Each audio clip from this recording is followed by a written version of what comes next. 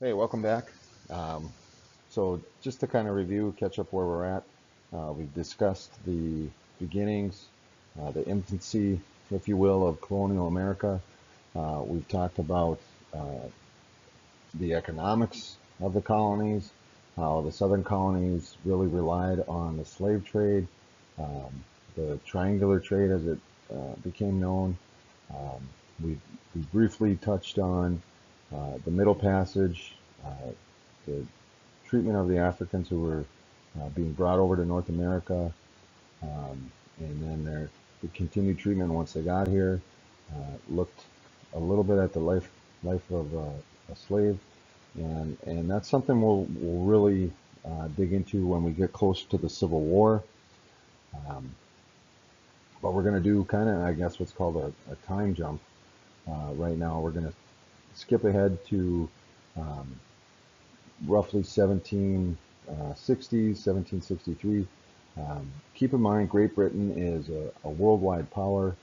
The saying is the sun never sets in the British Empire, meaning wherever you go where there would be daylight throughout the world, you're going to find colonies and territories of Great Britain. And in order to manage such a large empire, you need a lot of money. And for management and defense also.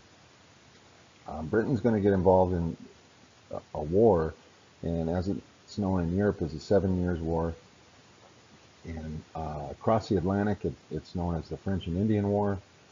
So on continental Europe, Britain's fighting France, and the colonies get involved in that by engaging with the French in North America, and the French had aligned themselves with several groups of Native Americans. And after the war, Britain's got to figure out a way to pay for it. So, as any government would do, they look to increase taxes on the citizens. Um, and we really start to see this thought process of you can't tax us because we don't have representation within Parliament um, back home in Great Britain.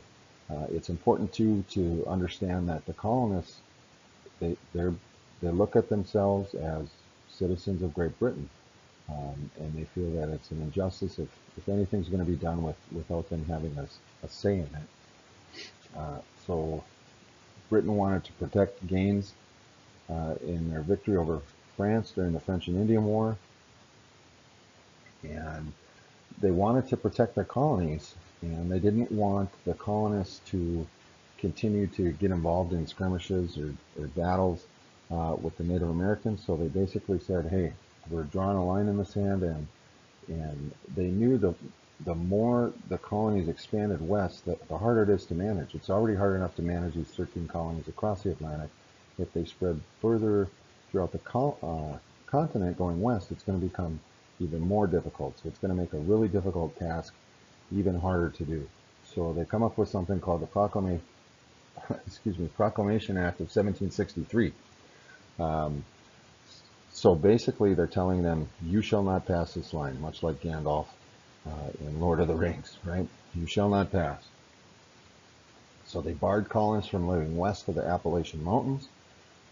They wanted to keep the colonists close to the Atlantic Ocean, to keep as good an eye on them as they could, and they wanted to control any further expansion. They didn't just want the colonists going all willy nilly. Hey, we're gonna move further west and do our own thing.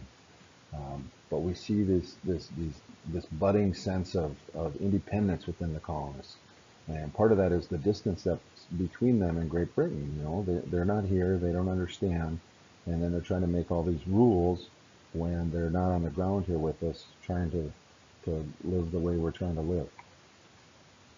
So Britain then sends 10,000 troops to enforce this proclamation. So here on the map we see the line, and that's going to be in red, right through here, and that coincidentally is also basically where the Appalachian Mountains run. So purple, we have the 13 colonies, um, and it breaks them down. Remember, it's the three regions: northern or New England, the middle colonies, and then the southern colonies. It's important too. I didn't mention this in the video when we introduced the colonies, but Massachusetts also controls this piece here, what we consider to be Maine today. That's all considered the colony of Massachusetts. So keep that in mind there. So as we mentioned, the revenue needs. Great Britain needed revenue or money to pay for protecting the colonists during the French and Indian War, and for the troops then that they were stationing to enforce that Proclamation Act after the French and Indian War. So they started to crack down on old tax laws and say, hey, we need to start collecting these taxes again, and then they started to write new ones. The colonial response to this was, well, you can enforce the old laws and write new ones, but we're going to increase the amount of things that we're smuggling. Things like rum and molasses were two really big ticket items that were smuggled. So Britain then says, well, we want to feel assistive to the people that we have there that are trying to maintain control. They write the writs of assistance, and this basically gave British soldiers the power to search the colonists' homes and businesses, and they really didn't have to have a reason. They could just say, hey, we suspect this, we're going to go in and search, and then whatever they find, they're going to declare it as contraband, and then they're going to take it from the colonists that are living amongst the 13 colonies. One of the big taxes that they put on was the Sugar Act. So they're putting a tax on all sugar. Well, sugar is an integral ingredient to making rum. So you have sugar and molasses. They lower the tax on molasses, but the colonists then were angry that they also included in this no trial by jury if you're accused of a crime. And then again, going back to the home searches without a cause. So if you think about the things that are present in our current Bill of Rights, those concepts and ideas that the writers of the Constitution felt were important come from this time period. Some of these new taxes then, the Stamp Act, and this basically said if any material that's printed needs a special, they put a special stamp on it or punch a hole in it. So anything from paper to playing cards would need this tax. The reaction, as you might as well guess, the colonists were upset about this. So you have a group of British citizens in Virginia, but they're governing Virginia as they see best. It's known as the House of Burgesses, and they said that only they had the authority to tax what they were considering residents of the Virginia colony. Great Britain didn't have the power to do that, they were saying. In Boston, so this one here, Boston, the Sons of Liberty. We see this organization start to form, and they form to protest this Stamp Act. And then they organize boycotts. All right, so they're going to boycott things like tea and any other British good that they feel that they can do without.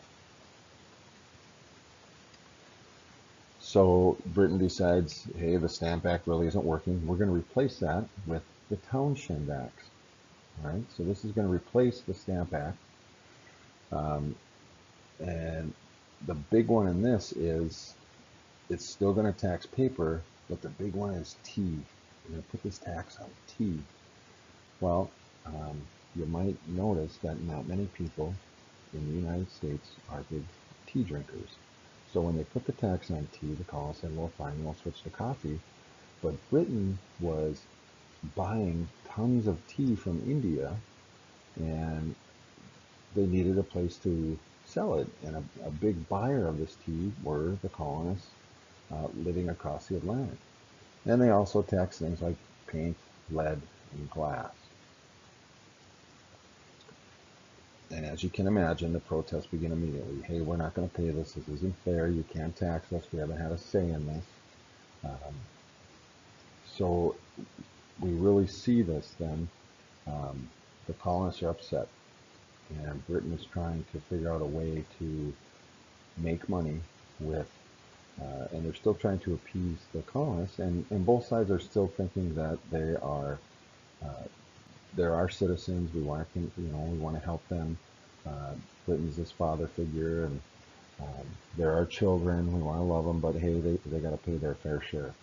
So in our next one, we'll really start to look at how the colonists essentially up the ante in their responses to these different taxes. So we'll talk to you next time.